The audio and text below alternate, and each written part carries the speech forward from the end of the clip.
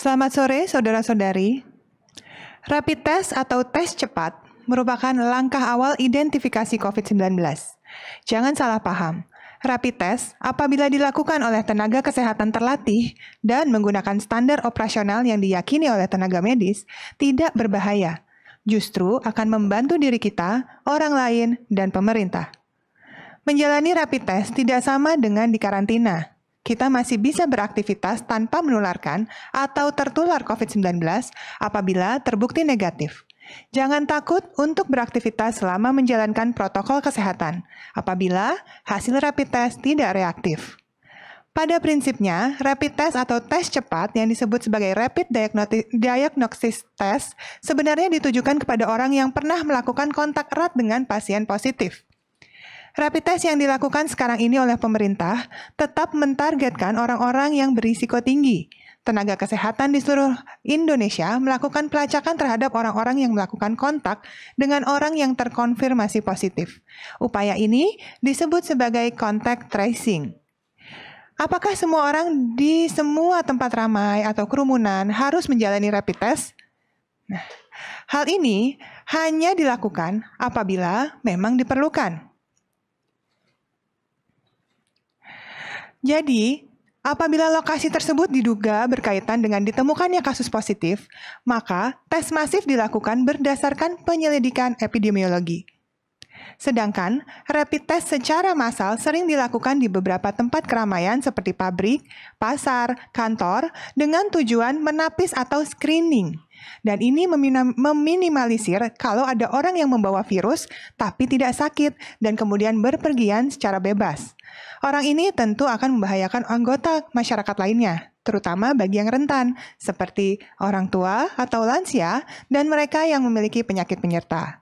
Ini berarti rapid test membantu kita menemukan orang yang harus dirawat agar segera sembuh dan tidak malah menimbulkan komplikasi, dan membantu mengetahui jumlah orang yang membawa virus tapi tetap sehat. Mereka harus melindungi orang lain, jangan sampai kalau tidak ditanggulangi, maka bisa menulari orang lain. Orang seperti ini bisa diisolasi mandiri di rumah atau fasilitas lain.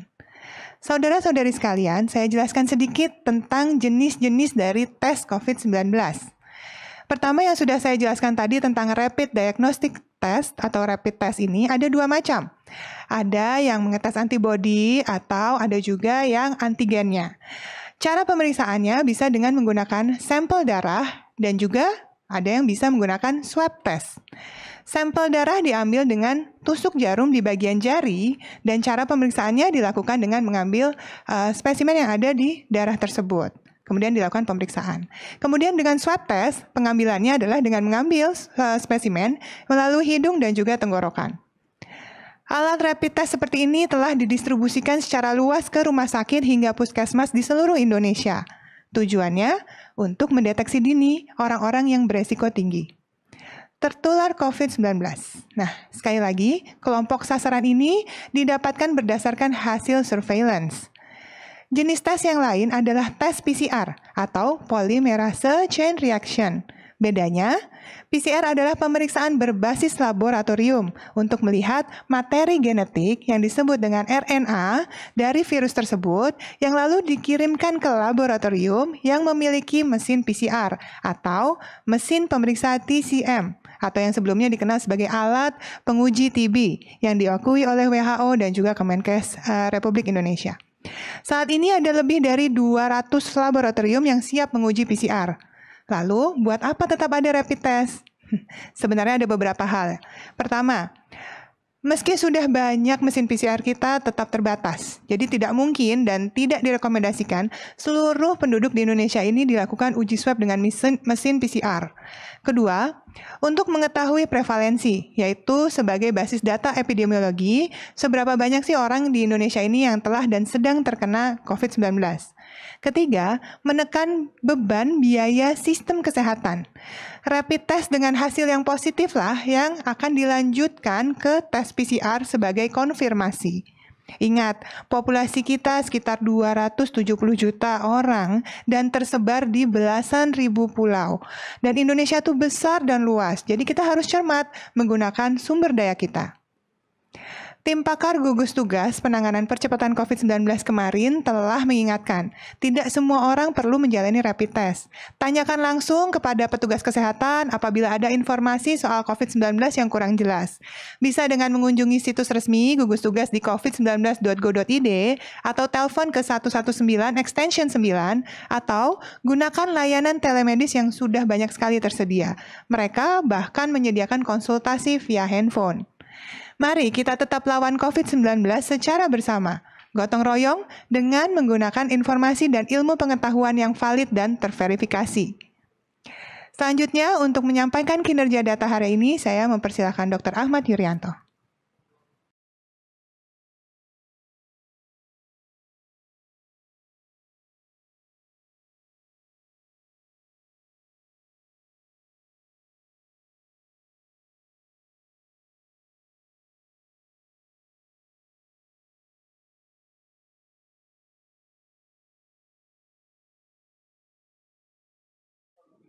Iya, terima kasih Dr. Aisyah.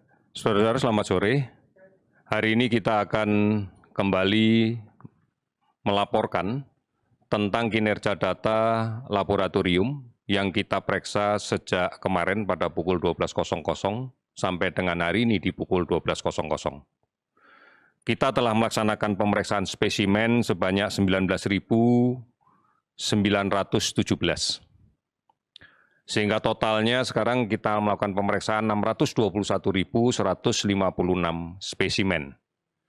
Dari pemeriksaan ini kita dapatkan kasus positif sebanyak 1.226 orang, sehingga totalnya menjadi 45.029 orang. Kalau kita perhatikan distribusinya, maka beberapa provinsi menunjukkan angka yang masih cukup tinggi.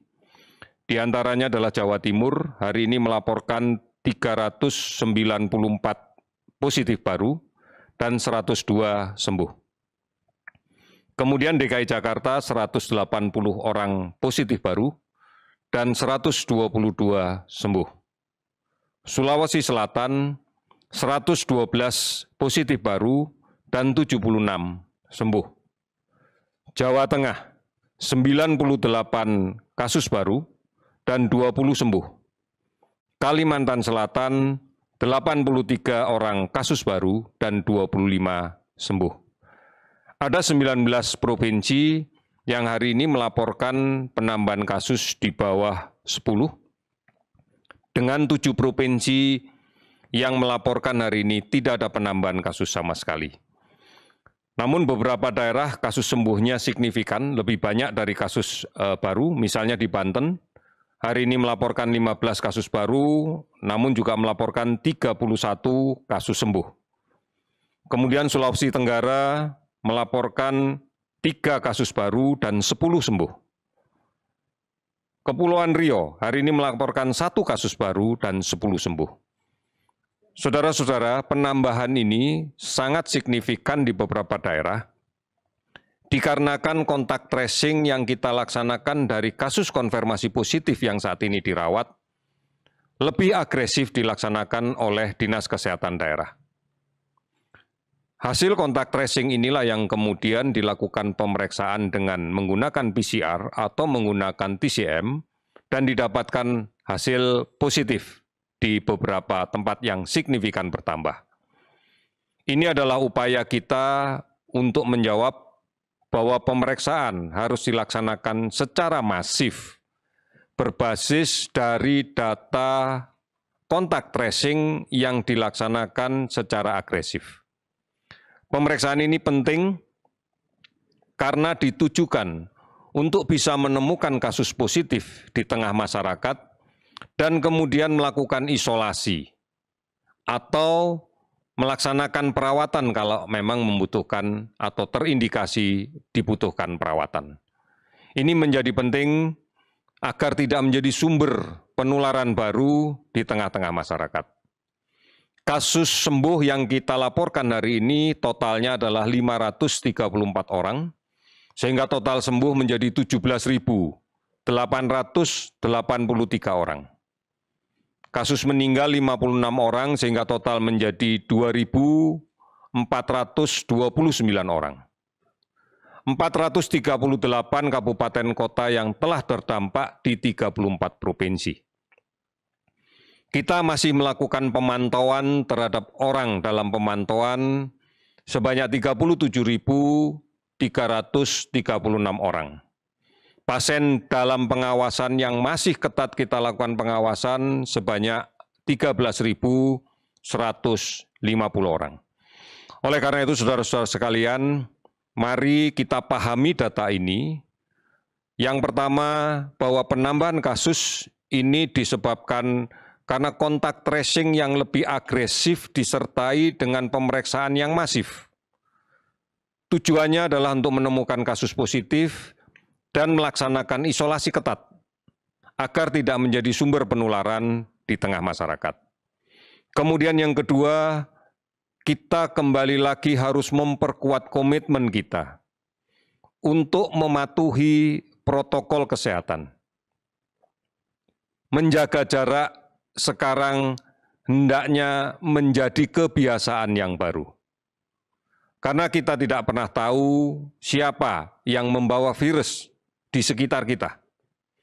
Oleh karena itu, menjaga jarak tujuannya adalah untuk melindungi kita sendiri, agar tidak tertular, agar aman dari virus ini.